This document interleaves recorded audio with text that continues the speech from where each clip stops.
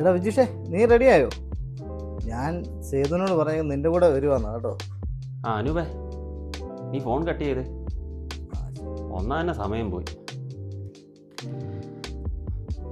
സർക്കാരിൻ്റെ ഓരോ കാര്യങ്ങളെ സ്ത്രീകൾക്ക് മാത്രം സൗജന്യം, പുരുഷന്മാർക്കില്ല. അനുഭവിച്ചല്ലേ പറ്റൂ.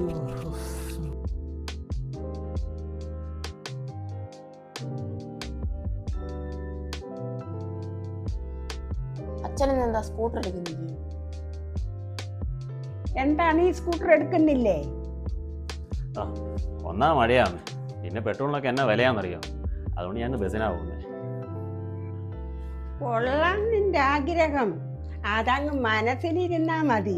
പ്രിയദർശിനി ബസ്സിന് പോകാനല്ലയോ? അമ്മ വെറുതെ ചിന്തിച്ച് കൂട്ടണ്ട. പ്രിയദർശിനി ബസ്സിന് പോകാനുള്ള ആഗ്രഹം കൊണ്ടല്ല, മഴയാ.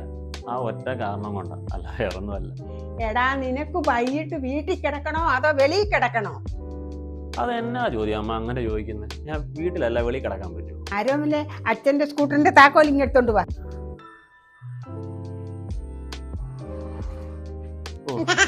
ആദ്യമേ ഇത് മതിയായിരുന്നു.